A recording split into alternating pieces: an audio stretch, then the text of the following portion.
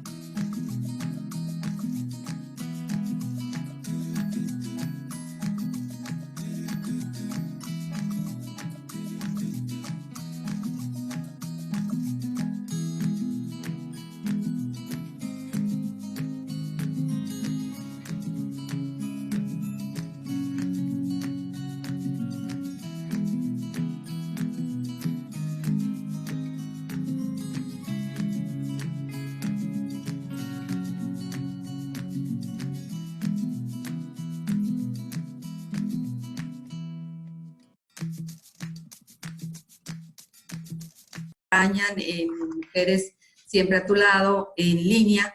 Y hoy tenemos una invitada especial, a la maestra en ciencias, Cindy Margarita López Murillo, una joven muy talentosa, docente e investigadora de la Facultad de Trabajo Social aquí en Culiacán.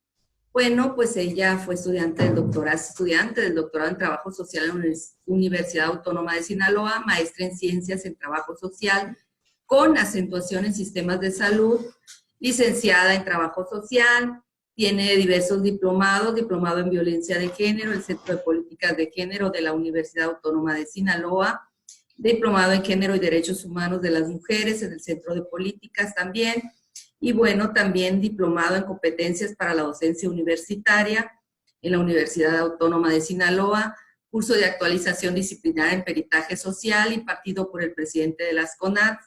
Es docente de su experiencia laboral e investigadora de la Facultad de Trabajo Social, coordinadora en el Departamento de Control Escolar de la Facultad de Trabajo Social, ha publicado artículos en 2 libros, próximamente va a salir el siguiente con 2 capítulos más, y ha participado pues también en proyectos de investigación a nivel nacional. Sin duda, pues es muy talentosa, eso no nos cabe duda, y hoy es nuestra invitada especial y pues con ello le doy la bienvenida, Cindy Margarita López Murillo.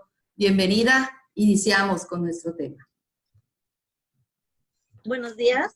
Primero que nada quiero agradecer la invitación y la oportunidad para poder hablar de un tema que es muy necesario, no solamente actualmente, pero que sí se ha considerado o se considera como una emergencia social de atención, debido a que termina con la vida no solamente de adolescentes, sino de jóvenes o bien de la población en general, ya que no distingue entre los grupos de edad. Y con ello, bueno, voy a compartir unas diapositivas que espero que sirvan como una guía de acuerdo para la charla que quiero el día de hoy mostrarles. El tema es relación entre distanciamiento social, las dinámicas familiares y el riesgo de suicidio en adolescentes. Les dejo mi correo por si al final ustedes quieren que les mande las diapositivas. Con mucho gusto, háganme saber esto, por favor. Bueno, dentro de esta temática, creo importante primero hablar un poco de lo que es la conducta suicida. Hemos escuchado a lo mejor lo que es el intento o muy seguido lo que es un suicidio en las redes sociales, en los medios de comunicación, en los diferentes noticieros, en línea, tanto como en los medios de televisión. Hemos escuchado que alguien se suicida o que alguien intentó suicidarse, que a lo mejor llegaron, no sé, bomberos, paramédicos o las personas estuvieron cerca de este evento, pero es importante hacer como las diferencias o entender un poco más lo que es la conducta suicida y por último, ver cómo entonces podemos llegar a lo que es un suicidio. Un suicidio que se considera como no es una solución para los problemas que podemos tener, pero que más adelante voy a ir abordando esta parte. Primero tenemos que saber que una conducta suicida es esa autoprovocación de daño que podemos hacernos hacia nuestro físico, hacia nuestra persona. Esta conducta suicida puede terminar con el resultado de muerte o sin este resultado.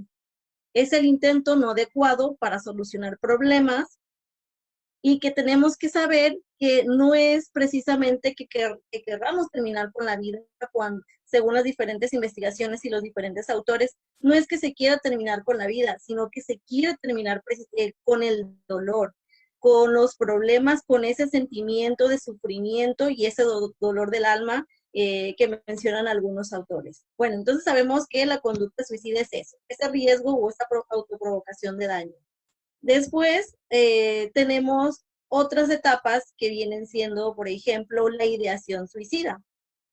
La ideación suicida es cuando tenemos pensamientos de que queremos morirnos. Algunos autores también dicen que podemos tener pensamientos en el momento por un problema que tuve y declarar o mencionar, pensar, decir me quisiera morir. Sin embargo, Esto en esta primera etapa no es un riesgo.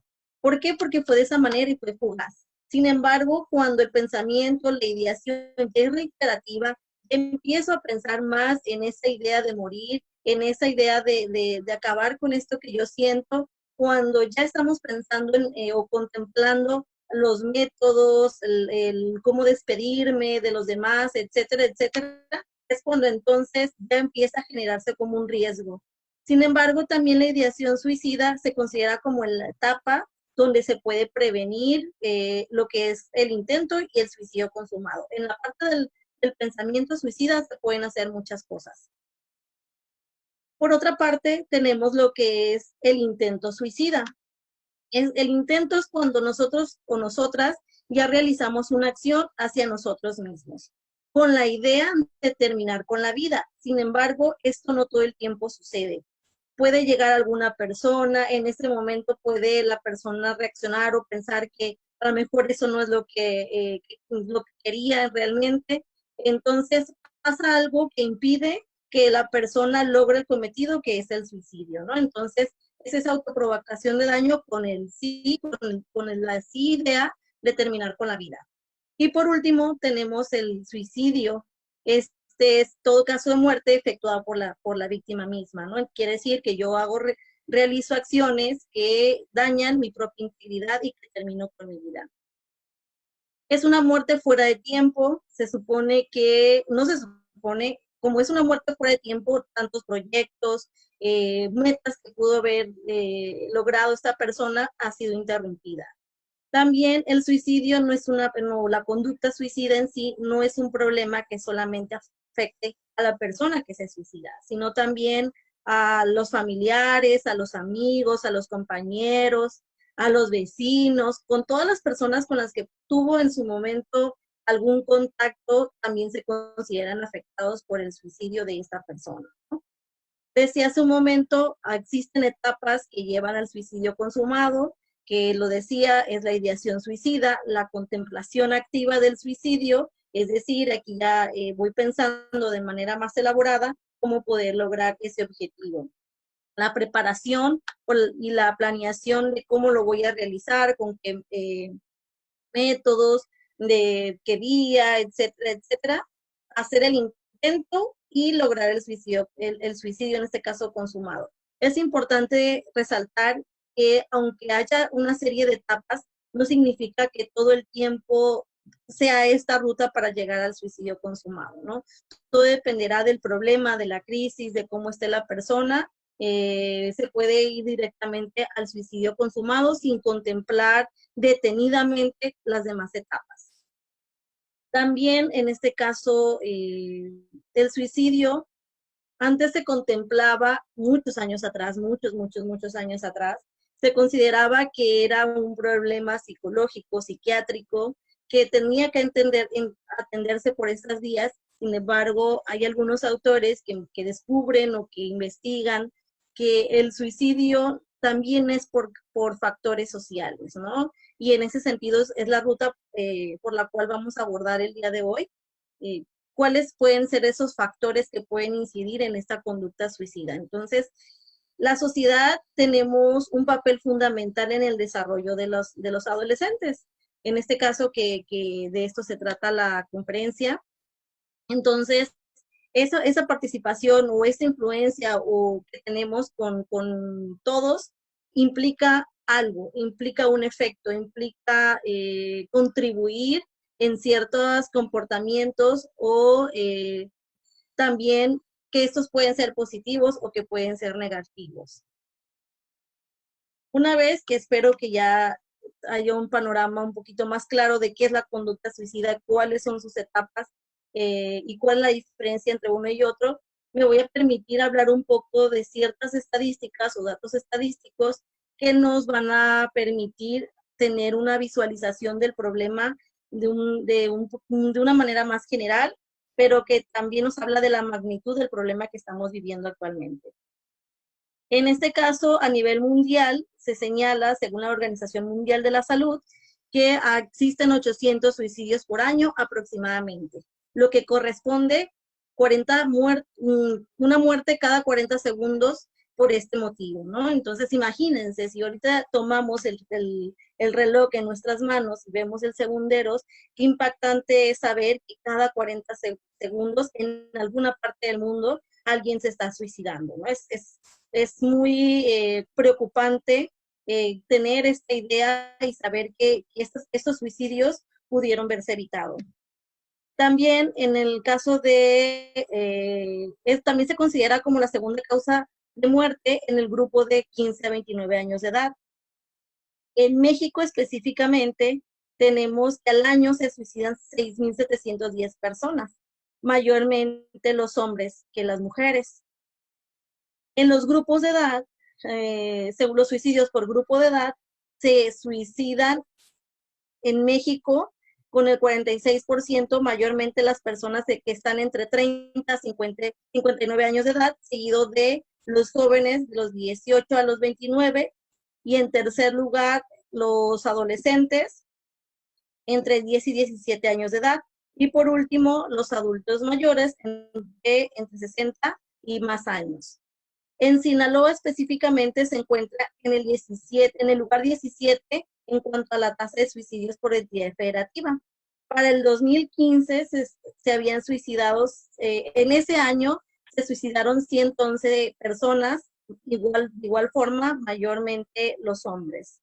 Más adelante veremos un porqué, algunas de los que a lo mejor características del por qué se suicidan más los hombres y por qué menos las mujeres, cuando las mujeres son quienes intentan suicidarse más, pero quienes los logran con mayor frecuencia son los hombres. También es importante mencionar que los casos de intento de suicidio son 20 veces más constantes, más frecuentes que el propio suicidio consumado.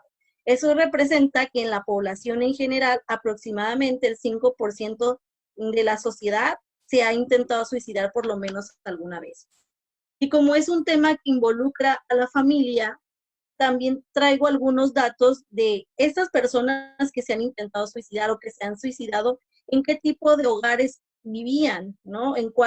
Cómo es la organización familiar o de los hogares, tanto en este caso en México. Bueno, pues estas personas vivían en hogares principalmente nucleares, seguido de hogares ampliados y por último compuestos. Son tipos de hogares biparentales de mayor frecuencia y con jefatura masculina.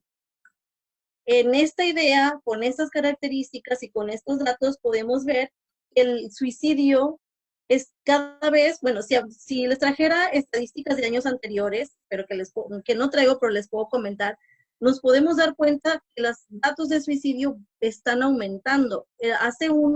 Hace 2 años, creo, si no mal recuerdo, los suicidios por año eran 5,000 y algo, ¿no? Entonces, ahorita estamos encontrando 6,700 de suicidios en México. Para esto nos habla de que existe una emergencia social para poder atender esta problemática. Y ahorita, con este problema que ahora tenemos de la pandemia de COVID-19, está agravando aún más estas situaciones. No porque, digamos, que el suicidio ya venía con su propio ritmo, ya venía creciendo estadísticamente, sin embargo, la pandemia COVID-19 genera también algunas características que pueden hacer complejo el tratamiento para estas personas, que también vamos a ver un poquito más adelante. Por otra parte, como hablamos en este caso de adolescentes, aquí traigo una lámina que nos representa qué cantidad de adolescentes y de población joven está viviendo en México. En este caso, entre la población joven, principalmente, bueno, con una pequeña diferencia estadística, mayormente se encuentran mujeres con el 50% y hombres con el 49%. Dentro de la población joven, por muy poca diferencia, tenemos en México mayormente adolescentes, entre 15 a 19 años de edad, con el 35%. Jóvenes entre 20 y 24, con el 34%, y jóvenes de 25 a 29 años de edad, del 30%. Si recordamos las estadísticas, la población joven es quienes más se han intentado suicidar, ¿no?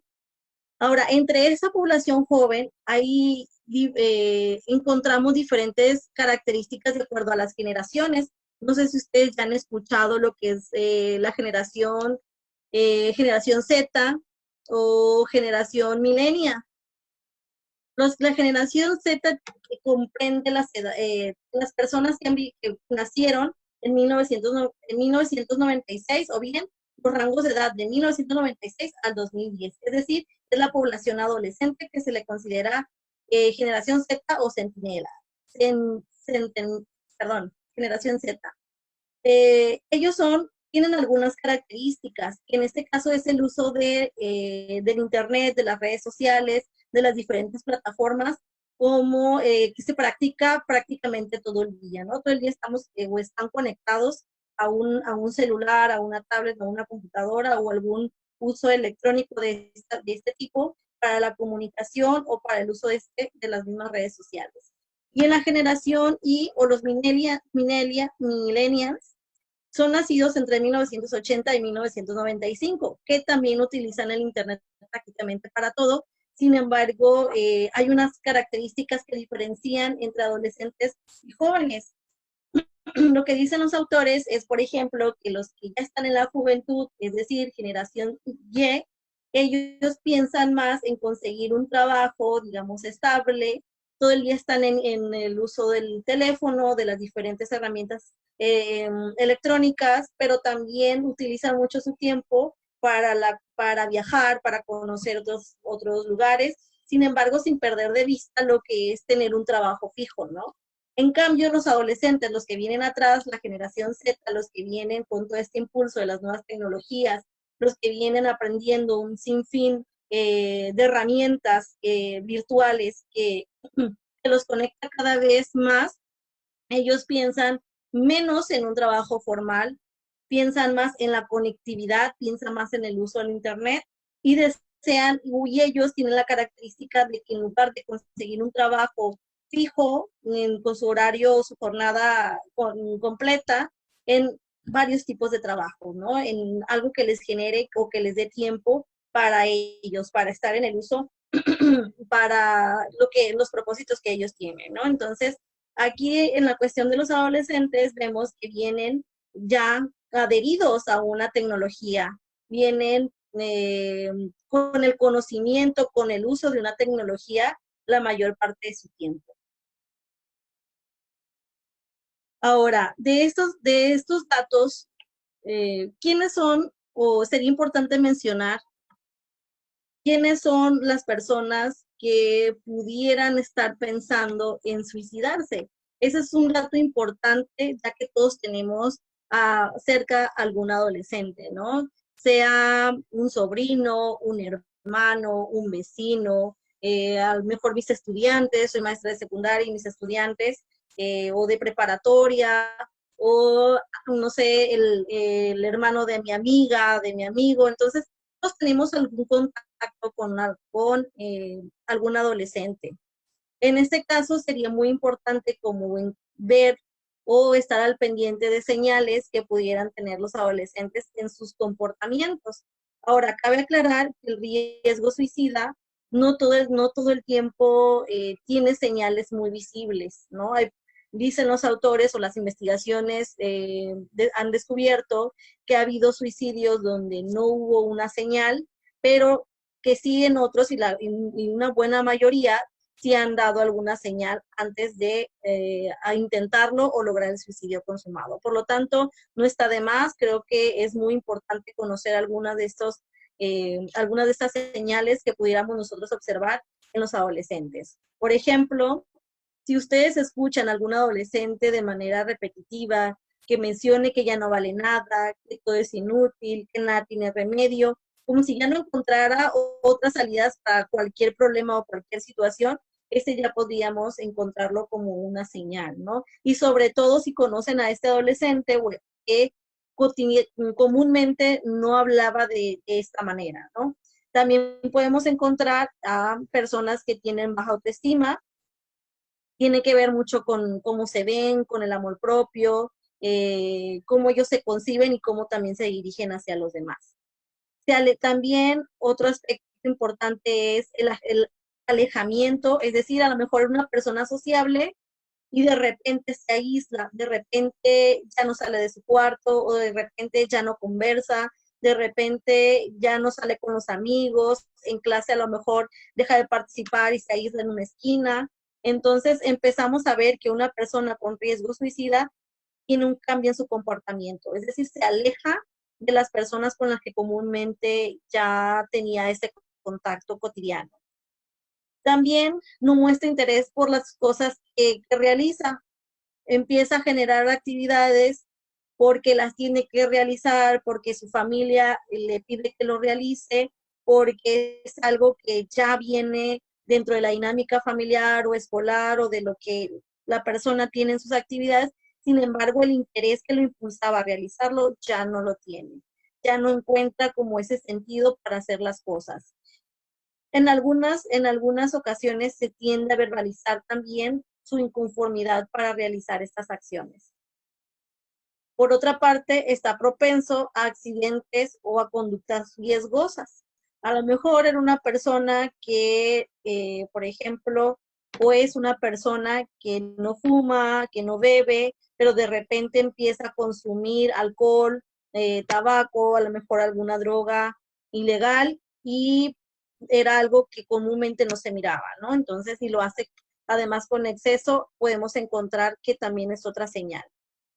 Por otra parte, también los cambios repentinos de humor, si es una persona contenta o era una persona contenta o que si hablaba o de repente está enojado o de repente está triste o de repente feliz, eufórico, enojado, etcétera, tristes, declare o que se le vea hasta en el rostro su cambio repentino de humor, eso puede ser otra señal.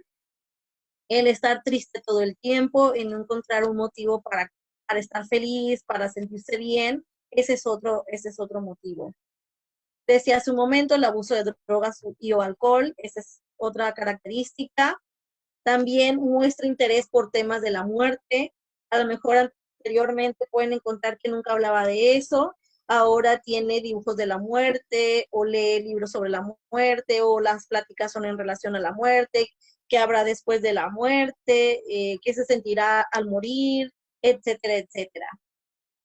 Su visión de la vida también es pesimista. Si antes era una persona que encontraba opciones para seguir adelante, para hacer sus actividades y demás, y actualmente ya no, todo lo ve negro, todo lo ve oscuro, todo piensa que va a salir mal. Entonces, esta idea pesimista también puede ser otra característica. Cuando ya hay un riesgo suicida mucho más fuerte, también empieza a regalar objetos de valor sentimental. No sé, a lo mejor alguna camisa, algún objeto, algo que pueda considerarse para él de importante valor, lo empieza a regalar. En este caso también puede ser que palabras o que se despida o que si antes no abrazaba y de repente les dan un abrazo o ciertas palabras de afecto que pareciera despedirse, eso puede ser también alguna de las características. Y por supuesto lo que tiene que ver con intentar lastimarse o quitarse la vida, también puede ser otra de las características. Ahora, aquí hay una diferencia, por ejemplo, cuando hay cuando las personas o adolescentes se cortan, se tiene que tener claro cuál es la diferencia entre un intento de suicidio y cuál es lo que se le llama cutting, que yo supongo que ya todo el mundo lo ha escuchado, y es cuando se hacen pequeños cortes en lugares donde no son visibles, pero que no tienen la idea o la intención de quitarse la vida, sino en este caso más bien es mitigar el dolor que sienten, pero no morir, ¿no? En cambio, cuando se lastima a la persona de tal manera que tenga el objetivo de quitarse la vida, ya es otra conducta, ¿no? Que es la que estamos viendo actualmente. El suicidio se puede prevenir en muchos de los casos, sí. ¿Qué se necesita? No quiero darle toda la responsabilidad a la sociedad, no, porque en la conducta suicida o en el propio suicidio influyen un sinfín de factores, no es unicausal. Para que una persona se suicide, vive una serie de factores que es lo que lo puede empujar. Sin embargo, como sociedad podemos hacer muchas cosas para prevenir. Desde el punto de escuchar a los demás, de de no ser tan indiferentes con los demás, de no solamente nuestras cosas, nuestra vida, nuestras ocupaciones, sino darnos el momento de escuchar, de estar para la otra persona, de preguntarle cómo está, si encuentro un cambio, por supuesto, ver las maneras de poder encontrar los recursos para apoyarlo o ayudarle, como mamá, como hermana, como amiga, como hijo, como cualquier opción que podamos ser para los demás. Lo importante del suicidio es que además de que puede ser atendido por terapeutas o por personal dedicado a esto, se puede atender o se puede también, digamos, intervenir por la sociedad. No todos podemos hacer algo para prevenir un suicidio. ¿Cuáles son los factores? Lo que yo muestro aquí no significa que sean todos, ¿no? Eso solamente traigo algunos de lo que las diferentes investigaciones que se han realizado y que nosotros también hemos realizado, pues han apuntado. Sin embargo, hay muchos más, ¿no?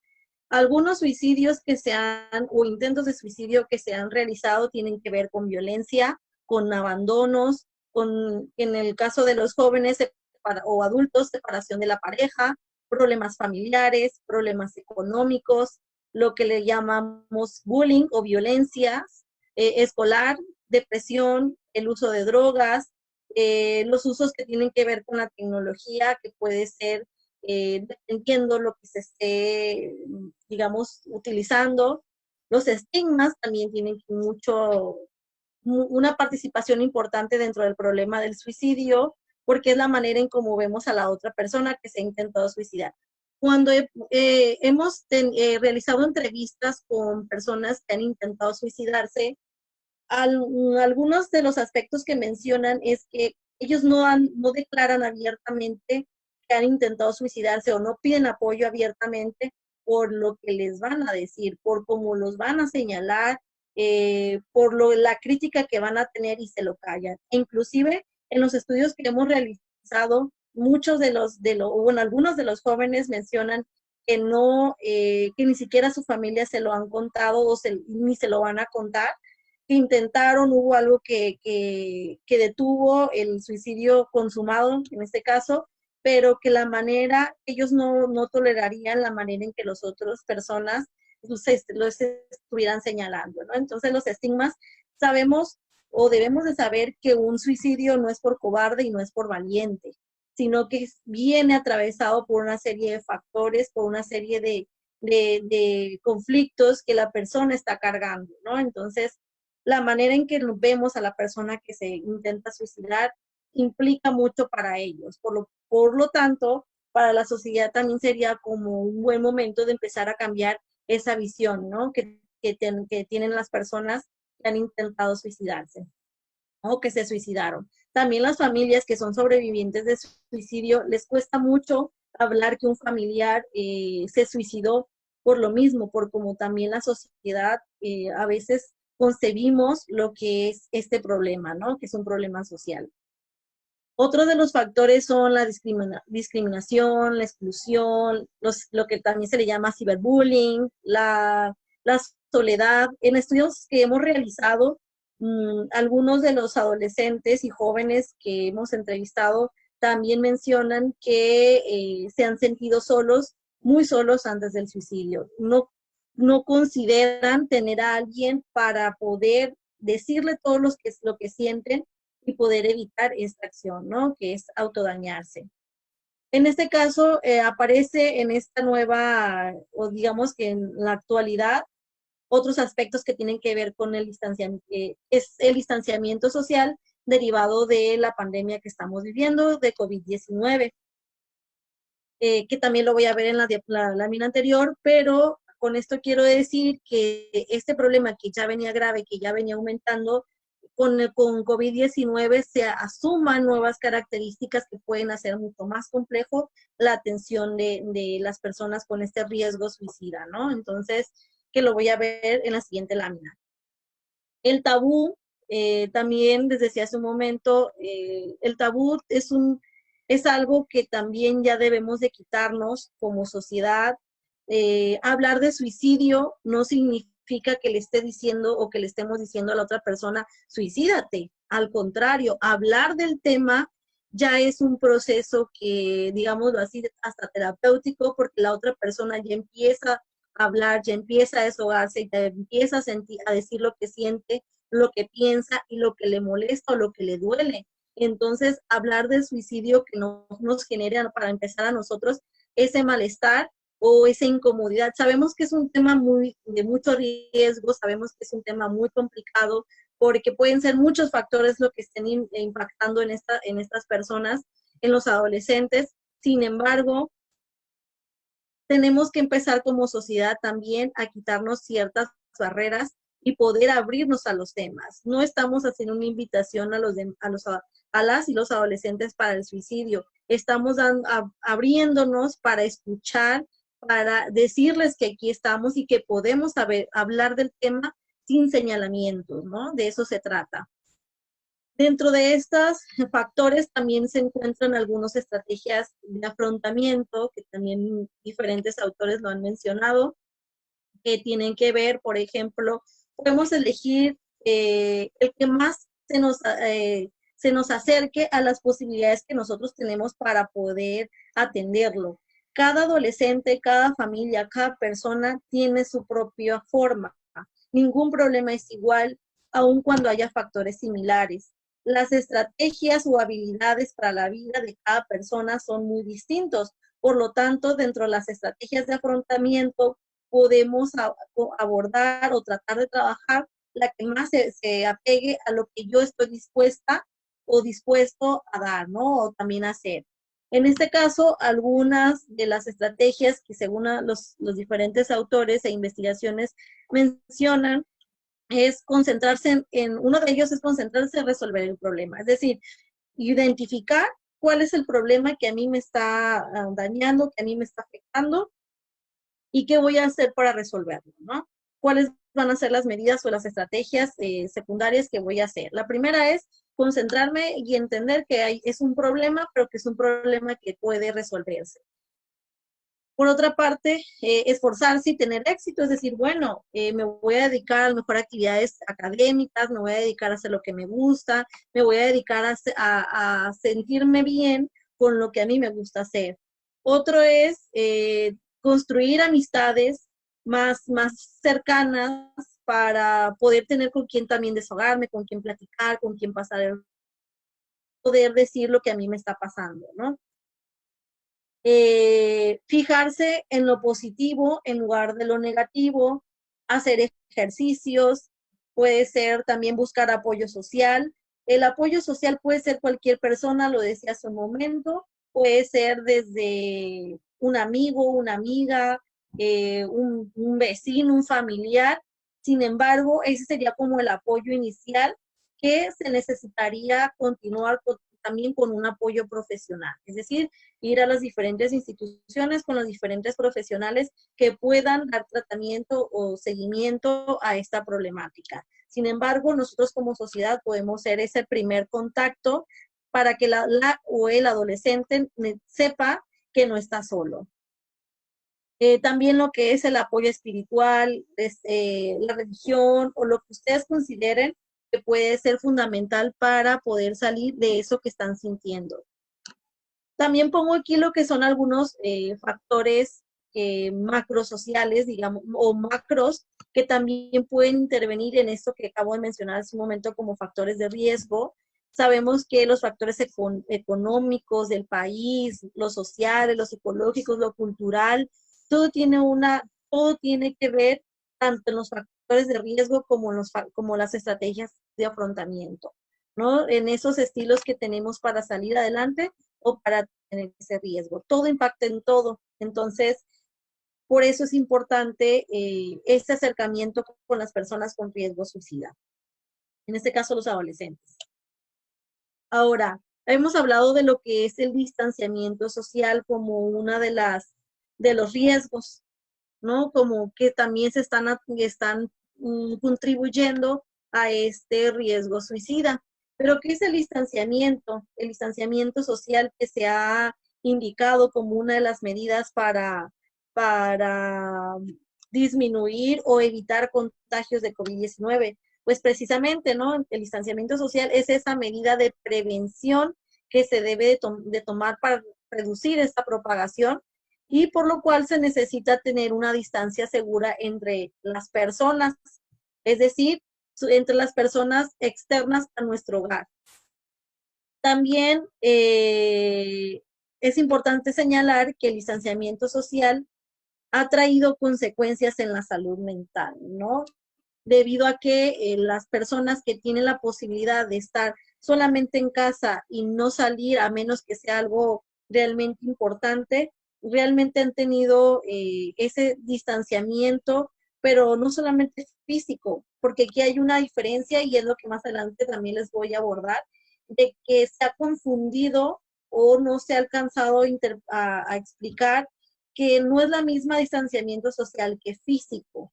Entonces, lo que las medidas de seguridad se requieren es un distanciamiento físico, no social. Y para lo social podemos tener un acercamiento a partir de los diferentes medios que tenemos, que no solamente tiene que ser el ir a tocar la puerta de la persona para tener ese contacto físico. Actualmente la tecnología y las redes sociales se han construido como ese puente y más durante la pandemia para estar cerca de las demás personas. En este distanciamiento, para otras también ha sido muy difícil cumplirse por las mismas condiciones económicas, por las situaciones que tienen en las viviendas, porque muchos tienen que salir a trabajar en servicios fundamentales, como el área de la salud y otras. Por lo tanto, ellos de otra manera tienen otro distanciamiento, salen a trabajar, pero también generan otros riesgos, ¿no? Y sobre todo cuando regresan a casa con las personas que sí se han quedado. Bueno, decía hace un momento que distanciamiento social se ha confundido con distanciamiento físico. El distanciamiento social lo podemos tener de diferentes maneras y creo que con lo que se ha visto en las redes sociales, este concepto ha mejorado debido a los ejemplos que han puesto, ¿no? Por ejemplo, si alguien va a cumplir años, qué es lo que se está utilizando, usando actualmente es la llamada, la videollamada, el video o estos recursos que también pueden generar un acercamiento con la otra persona, aunque no sea palpable, aunque no sea en esta cuestión física. Dice que esta situación, o se puede afirmar que esta situación de distanciamiento social no solamente separa a las personas, sino que también genera nuevas formas de proximidad, como las que acabo de mencionar. Tal vez antes no usábamos con este nivel de frecuencia el celular para el acercamiento con otras personas. A lo mejor antes ni siquiera hacíamos videollamadas para un feliz cumpleaños, para desear algo bueno, o para ver a otra persona, o para solamente platicar, y actualmente lo estamos haciendo con más frecuencia. Quiere decir que también se están generando nuevas formas de socialización entre los adolescentes. Dice León en un estudio muy reciente más bien que acaba de salir, menciona que es un error haber usado la frase distanciamiento social porque se ha interpretado en el sentido de la distancia humana o social y no la distancia corporal, que es lo que en realidad se nos pide. La expresión distanciamiento social asocia el miedo de contaminarse con la socialización y el contacto físico. De hecho, trastorna todas nuestras reglas de conducta. El término distanciamiento social puede implicar una sensación de desconexión de los seres queridos. Y en este caso, lo que se requiere en este caso más bien es hacer esa conexión por los diferentes medios que podamos tener con las personas, sabernos que estamos aquí y que podemos contribuir en las otras con las demás, aun cuando no estemos en ese contacto físico, ¿no? Por eso decía desde hace un momento que se ha confundido distanciamiento social con distanciamiento físico o, como lo dice el autor, con distanciamiento corporal. De estas maneras, nosotros podríamos tener esas aproximaciones con los adolescentes y tratar de generar los espacios de confianza para que ellos y ellas puedan acercarse o puedan expresarse libremente. De acuerdo a los diferentes grupos de edad, como lo mencionaba hace un momento, pueden ser las repercusiones que puede tener COVID-19 o el distanciamiento social en las personas. No es la misma un adolescente que un joven, que un adulto mayor, pero me voy a detener en lo que es la adolescencia debido a que se ha programado en ese sentido, ¿no? De lo que se ha visto hasta el momento, sabemos que los diferentes estudios, las diferentes investigaciones y lo que ha podido salir hasta el momento, como el distanciamiento social ha generado un impacto en la salud mental. Eso ya lo creo yo que ya muchos lo estamos teniendo claro por cómo nos está cambiando hasta nuestras formas o nuestros sentimientos y emociones y las formas en que nos relacionamos con otras personas a partir de los diferentes medios que tenemos de una u otra forma.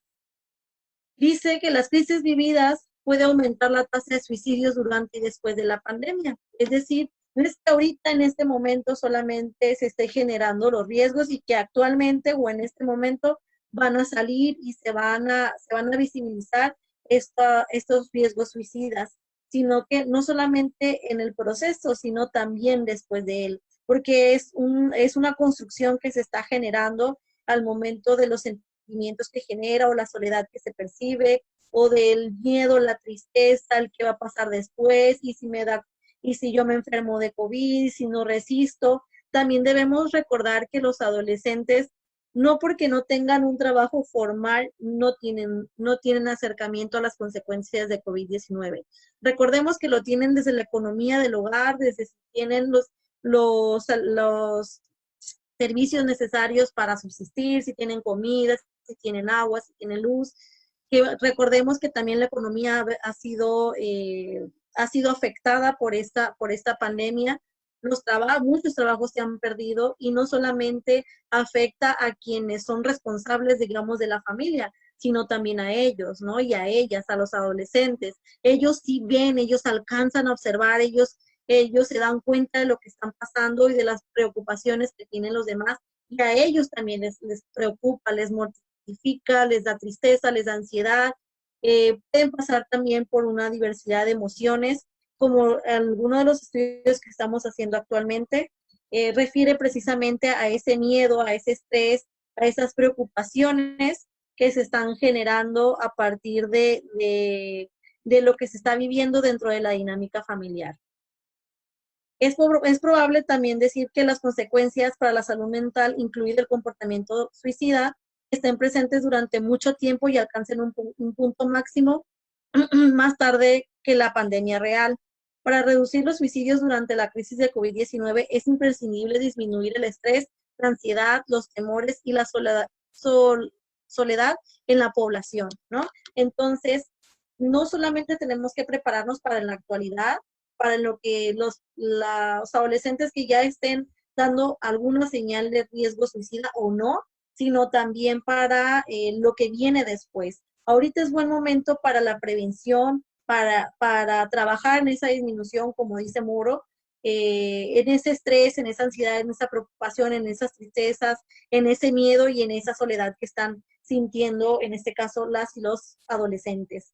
Dice, la pandemia dejará a muchas personas vulnerables a problemas de salud mental y comportamiento suicida. Aquí todos los profesionales, trabajo social, psicología, psiquiatría, medicina, entre otros, así como la población en general, podemos hacer algo. ¿Por qué? Porque siempre estamos en contacto con un adolescente, como lo decía al inicio de la charla. Estamos con alguien, con un adolescente, ese amigo de sus hijos o sus propios hijos, que podemos hacer algo. Podemos tener ahora esa posibilidad de ver más allá de lo que podemos ver de acuerdo también a nuestras ocupaciones diarias, ¿no? Ahora, ¿qué otras señales se pueden tener o podemos encontrar para saber que un adolescente necesita ayuda? Entre esas señales encontramos, por ejemplo, que como decíamos hace un momento, puede haber cambios de ánimo, ¿no? La Academia Americana de Pediatría habla que hay cambios de ánimo, que habla de cambios de comportamiento, habla de las dificultades para dormir o permanecer dormido o dormir bastantes horas. También los cambios que hay de peso o la manera en que se empieza a alimentar actualmente también puede ser alguna de las señales. A lo mejor nunca tener hambre o todo el tiempo comer pueden ser algunas de las señales que podemos encontrar. Problemas de memoria, a lo mejor también no me concentro, tengo dificultades para concentrarme en mis tareas, para mis ocupaciones, en este caso de los adolescentes, pueden ser esas señales que podemos encontrar. Menos interés en las tareas escolares y una decaída en su esfuerzo académico. Ahorita los niños, los adolescentes, los jóvenes están haciendo su preparación académica en el hogar. Entonces, obviamente que esto implica muchas otras cuestiones para poder saber si es una señal o no el interés que pueda tener sobre las tareas o sobre las ocupaciones académicas, porque también ha cambiado el sistema de enseñanza, ¿no? Ahora estamos en casa a partir de un medio de comunicación, que en este caso es el celular, la computadora, la laptop, que estamos viviendo otro tipo de clases y por lo tanto estamos teniendo algunas otras, digamos, responsabilidades, que eso también puede significar algo para los adolescentes. También encontramos lo que son los cambios en la apariencia. Podemos, a lo mejor, un adolescente que sí tenía, que sí, digamos, cuidaba su higiene, pero actualmente ya no, ¿no? Entonces también puede ser otra de las indicaciones. Un incremento en comportamientos riesgosos o imprudentes, tal como el consumo, como lo decíamos hace un momento, y tener pensamientos sobre la muerte o el suicidio. Pueden ser algunos de los criterios que podemos tomar en cuenta. Ahora, ¿qué participación tiene la familia o las dinámicas familiares en las que están inmersos las y los adolescentes? Primero debemos de saber que la dinámica familiar comprende todo lo que tiene que ver con la parte psicológica, biológica y social y que se encuentran presentes en cada miembro de la familia, ¿no? Todo este manejo que se da dentro de la familia tiene posibilita el ejercicio cotidiano en todo lo relacionado con la comunicación, la afectividad, la autoridad y la crianza de los miembros. La familia juega un papel fundamental para el desarrollo de las y los adolescentes. También algunos autores como Gallego menciona que las familias en su dinámica interna están atravesadas por una historia. Esta historia, aunque comparten los miembros del grupo, todos desde su individualidad, orden biológico, físico, psicológico, social, cultural y político, asumen diversas posturas frente a lo que permea como grupo. Asimismo, la manera de asumir dificultades, retos, éxitos y fracasos es distinta. Me voy a detener un poco en lo que menciona este autor, porque habla precisamente de que aunque la familia esté creciendo junta, aunque los hijos siempre estén en esa comunicación, en esa convivencia, no significa que todos tengan la misma manera de reflexionar o que sus pensamientos tengan las mismas ideas que las de su familia. Es decir, no porque viva con mamá, con papá y con mis hermanos o con un familiar o con otra persona, significa que voy a pensar igual que esta persona. Mi postura de ver al mundo puede ser totalmente distinta. Recordemos que la familia contribuye al desarrollo de las y los adolescentes, es verdad, pero también es cierto que ya también participan otros elementos como lo que son los medios de comunicación o la interacción social que tenemos fuera de casa. Entonces, la manera en que yo veo mis dificultades o mis retos o las acciones que veo del mundo, las interpreto o las puedo interpretar de manera muy individual, muy distinta a lo que mi familia lo hace, ¿no? Hay muchos suicidios, digamos que hay personas que son sobrevivientes de suicidio, les voy a hablar de padres y madres que se consideran culpables por el suicidio de su familiar, de su hijo o hija adolescente. Y es importante hablar con estas personas, hacer énfasis en que no tiene que sentirse culpable. Hablar de un suicidio implica muchos factores, ¿no? Factores internos, factores externos, factores macro. Entonces, no por ello la familia se tiene que responsabilizar, en este caso del suicidio de un adolescente. Más bien, aquí es, antes de poder encontrar o poder tratar de localizar esas señales y estar cerca de los adolescentes o de quien lo necesite, ¿no? En este caso, si ya hubo un suicidio, la familia también requiere atención oportuna para poder tratar lo que está sintiendo. Por otra parte, dice que la familia se permite o inhibe el desarrollo de las cualidades como el potencial individual, la conciencia de sí mismo, la creatividad, el amor, los valores, la capacidad de elección y afectos. La familia tiene, les decía, contribuye o aporta a este desarrollo esas maneras de socialización del adolescente. Contribuye, más no lo determina o no lo forma en su totalidad por todo lo que implica, les decía, esa interacción que tenemos fuera de casa.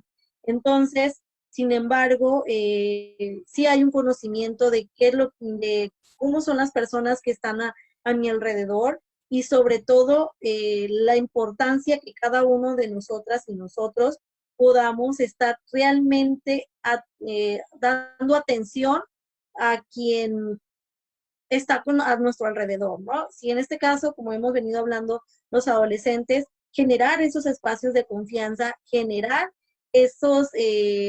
evitar que siga pasando, yo no me animo a decirle a mis padres por lo que me puedan decir, por lo que me puedan regañar, porque no me comprendan lo que para mí es importante, que crean que estoy loco, que estoy loca. Entonces, necesitamos urgentemente que tanto la familia como la misma sociedad generemos esos espacios de confianza o esas convivencias de confianza, de que la persona les pueda platicar y sin que vaya a haber represalias, al contrario, que se vean como ese apoyo para la construcción de esas estrategias de afrontamiento que la persona, el adolescente o la adolescente necesite, pero también la familia, ¿no? La misma familia va a ocupar de estas estrategias. La afectividad, pareciera que no, que los adolescentes, por las características, es que a mí no me interesan las relaciones de afecto, que no me bese, que no me abrace. Algunos estudios han señalado que para ellos, aun cuando no lo declaren, es importante sentirse queridos, sentirse tomados en cuenta. Que lo que ellos hablan, lo que ellos piensan también es importante, aun cuando no sean adultos, pero aún también cuando no son niños, ¿no? Es lo difícil de esta edad. Ya llegando casi al final, también es importante señalar, dentro de esta dinámica familiar, la comunicación es parte fundamental, es muy importante debido a que posibilita que se expresen, lo que decía hace un momento, esas emociones, esos sentimientos, esas ideas que se viven al interior y al exterior del hogar, que puedan regresar con su familia y poder verbalizar, poder decir lo que ellos piensan y sienten sin tener que ser castigados o criticados o estigmatizados por lo que ellos piensan o dicen.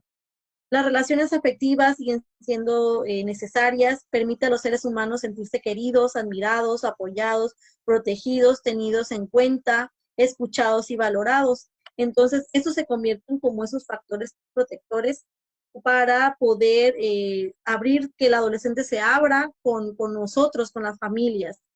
La autoridad también es algo fundamental. Hay algunas reglas y normas que a lo mejor se generan en el hogar, que la intención es que este adolescente pueda crecer y pueda socializar fuera a partir del cumplimiento de normas.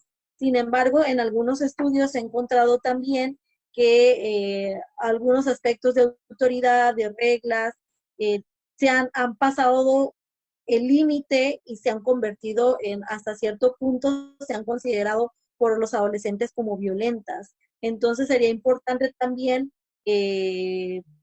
ver qué tipo de reglas estamos aplicando o cómo estoy ejerciendo mi autoridad en mi familia, de tal manera que no significa que al adolescente se le tenga que dejar de hacer todo, ¿no? Tampoco. Tiene que ver esas reglas y límites dentro de la dinámica familiar. Sin embargo, que realmente sea como dirección, protección y formación de los hijos, para su crecimiento propicio o idóneo para cuando crezca y pueda incorporarse a las normas sociales o comportamiento habitual que también como adultos se están solicitando, ¿no? Dice, en cuanto a estrategias de afrontamiento, hace un momento les mostré un listado, pero ¿qué son esas estrategias de afrontamiento? Son esas acciones y pensamientos que realiza el individuo para responder a las exigencias tanto internas como externas. Hay exigencias que nos sobrepasan, que nos hacen sentir mal, que nos ocasiona asfixia, malestar, que nos hace sentir mal en todos los aspectos, pero precisamente la estrategia de afrontamiento es, bueno, una vez que yo también como adolescente siento todo esto, ¿qué puedo hacer? Que no sea el intentar suicidarme u otra conducta de riesgo para poder mitigar o para poder quitarme ese dolor, ¿no? El afrontamiento se trata de una forma de manejar situaciones que puedan generar estrés en el individuo, con lo que busca tolerar, minimizar, aceptar o ignorar aquello que sobrepasa sus capacidades y se ha resignificado el estímulo a través de las acciones, pensamientos, afectos y emociones que el individuo utiliza a la hora de abordar la situación desbordante, ¿no? En el estudio que estamos realizando actualmente, uno de los entrevistados menciona, por ejemplo, que para él y la construcción de sus estrategias de afrontamiento tiene que ver en cómo está interpretando la sociedad al ver que decía este adolescente que él no puede entender o ella no puede entender cómo las personas no se dan cuenta que COVID realmente está matando, ¿no? Con otras palabras, cómo está dañando a las demás y las personas no alcanzan a comprender los riesgos que tiene el COVID-19. Un adolescente. Entonces, él está generando significados que en este momento no puede dar una interpretación a las acciones sociales, pero para ella significan tristeza, significan preocupación u otros aspectos, ¿no?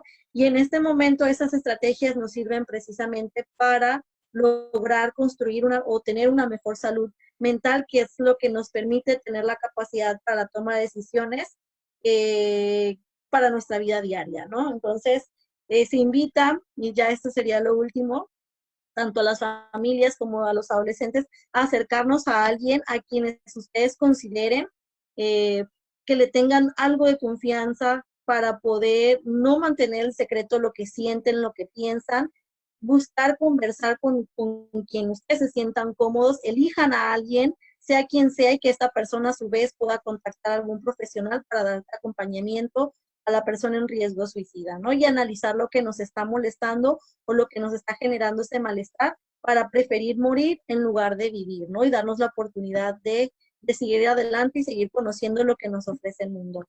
Prevenir sí es una tarea de todos, que lo podemos hacer las familias, la misma comunidad, las redes profesionales, las instituciones, y puede ser apoyados de la tecnología, como lo que ahora COVID-19 nos ha empujado a utilizar como herramienta para poder estar más en contacto social, aunque no sea físico o no sea corporal, ¿no? Como lo decíamos hace un momento. De mi parte es todo.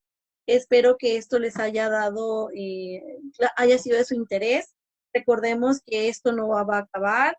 COVID-19 nos está generando más crisis, estar más unidos que nunca y sobre todo menos indiferentes, aunque tengamos mil ocupaciones, darnos la oportunidad de estar con quien lo necesite, ¿no? Con los adolescentes, con nuestras familias, con nuestros amigos o quien lo requiera para poder disminuir estos riesgos que todavía, según lo que se ha encontrado hasta el momento, después de la pandemia también ya tendrá estragos importantes. De mi parte es todo. No sé si tengan alguna pregunta. Quedo a su disposición. Y dejo mi correo electrónico. Gracias, maestra. Y sí tenemos aquí reconocimientos a su labor. Cindy le dice saludos, excelente tema y de gran importancia porque actualmente se vive con las y los adolescentes. También hay aquí más felicitaciones para su persona, de Adriana Vázquez, de Marisa del Rocío, dice que muy buenos días, excelente tema. María de los Ángeles Manjarres también, muy clara y asertiva, nos dice aquí María de los Ángeles, y también que es un tema importante para las y los adolescentes, algo que destacan todas y todos los que han estado hoy con nosotros. Y también por su conocimiento, dice Belinda, gracias maestra, ya que nos ha sido de gran apoyo para los que somos padres de adolescentes y los tenemos en nuestro entorno. Un tema relevante, nos dice Lisette Serrano, ante las diferentes situaciones que cada adolescente. Mercedes López, excelente participación de ponente, excelente tema, grandes herramientas. Y bueno, maestra, yo felicitarla y destacar que esto me pareció muy importante lo que señaló al final, o sea, ya que termine esta pandemia, también tenemos que hacer esta evaluación de cómo quedan los adolescentes y aún nosotros mismos, o sea, es una realidad que la pandemia nos ha afectado, yo lo he repetido en innumerables ocasiones, que pues nos cambió la vida y nos cambió nuestras libertades y el uso de las mismas, eso es una realidad. Y fíjese, yo se lo he señalado a amigas que tienen hijos adolescentes, que yo creo que aun cuando en la niñez podamos decir que hay afectaciones, es en la adolescencia y sobre todo los que teníamos o que tienen pubertos y de ahí pasaban a esta otra etapa, y que ellos tenían a lo mejor expectativas de lo que iban a hacer y de pronto esta pandemia cierra todo su entorno. Pues yo creo que hay que estar muy atentas sin que eso no signifique que también estemos atentas con las mujeres, con esta cuádruple carga, que nosotros aquí en el instituto hemos tenido varias llamadas de quienes se sienten afectadas y dicen, estoy pensando en quitarme la vida, así lo dicen abiertamente y creo que tenemos que estar atentas. Por ello, importante sin duda este tema que pues a través de nuestra titular en el Departamento de Capacitación, la doctora Guadalupe Hernández, lo puso sobre la mesa y encontró sin duda a quien mejor podía exponerlo, que es usted, maestra Cindy Margarita. Gracias a la maestra, le cedo la palabra a la doctora Guadalupe. Muy buenas tardes ya, Guadalupe. Muy buenas tardes, Gracias. querida Laura, estimada doctora Cindy López, muchísimas gracias pues fue una exposición magistral. Tengo la fortuna de estar trabajando con el tema por muchos años aquí en mi trabajo en el instituto y me siento verdaderamente emocionada de escuchar pues tanta profesionalidad y tanto conocimiento porque se ve muy joven, entonces me siento muy orgullosa pues de que estemos haciendo este esfuerzo y de que nos haya brindado esta oportunidad, porque muchas personas realmente ven esto como algo lejano y ajeno, cuando es absolutamente cercano, esto no es de otro mundo. Aquí los riesgos, la causa número 1 de muerte en los jóvenes sinaloenses se dice que es que van conduciendo, se accidentan y hay alcohol de por medio. Pero yo diría que habría que reflexionar también si eso no se considera una conducta suicida cuando sucede con una frecuencia tan alta y que no nada más tiene que ver con una situación que coincide, ¿no? Sino es demasiado frecuente y habría también yo creo que analizarlo desde esta perspectiva donde definitivamente hay una intención, porque no es posible ir a 150 kilómetros por hora pensando que va a volar el carro, ¿verdad? O sea, yo creo que hay cosas ahí que analizar profundamente. ¿Y qué hacemos? Que eso fue lo que más me gustó, esta reflexión donde todos y todas somos responsables de lo que está pasando con esas vidas, aunque no sean nuestros hijos, porque es algo muy, muy difícil. Y muchísimas gracias, de verdad, de corazón, le agradezco.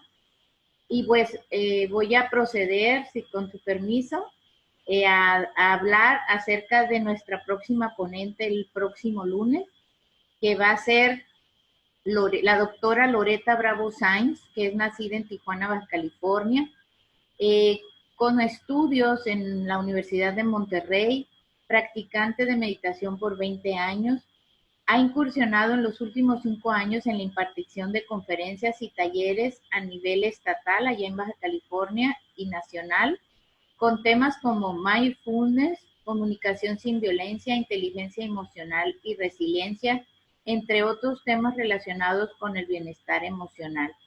También se dedica desde hace más de 20 años a la terapia psicológica y está certificada por la Universidad de Berkeley en California en la ciencia de la felicidad en el trabajo, la empatía y la inteligencia emocional en el trabajo, así como mindfulness y resistencia al estrés en el trabajo.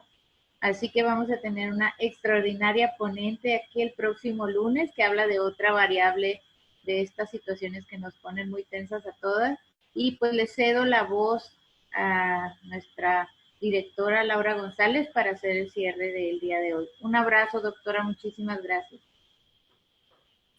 Bien, pues antes de hacer el cierre, destacar la felicitación que le hace Olivia Ríos, el importante el evento, y también Belinda Espinosa nos dice, felicidades para la maestra Cindy, su trabajo, la investigación, dice es importante analizar esta situación y sobre todo que ante la pandemia ha aumentado los casos de atención en las instituciones.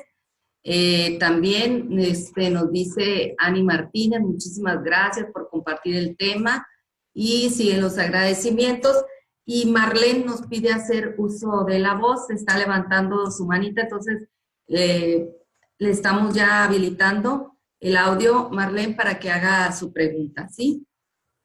Que sí necesitamos de alguna manera acercarnos para que no vaya a suceder algo que después pudiéramos lamentar.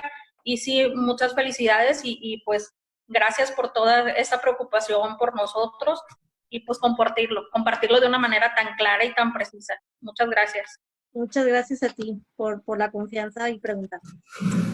Gracias, Marlene. Y bueno, a alguien también que pudiera tener más dudas, le recordamos el correo, maestra, a lo mejor le pueden pasar estas dudas, cindy.lopez@uas.edu.mx, así es, ¿no?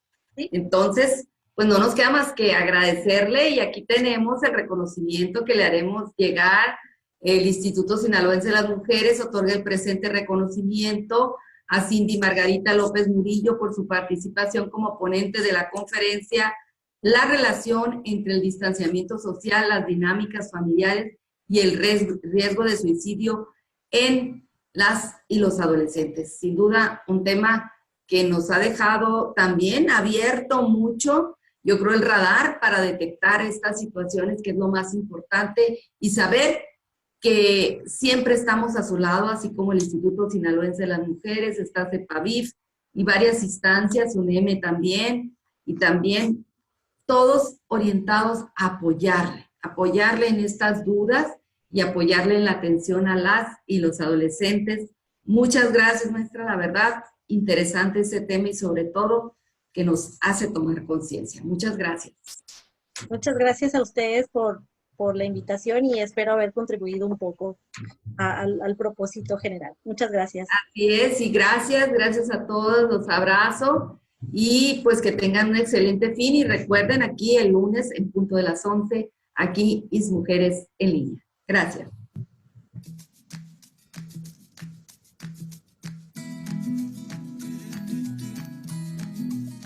Gobierno del Estado de Sinaloa. En IS Mujeres estamos siempre a tu lado.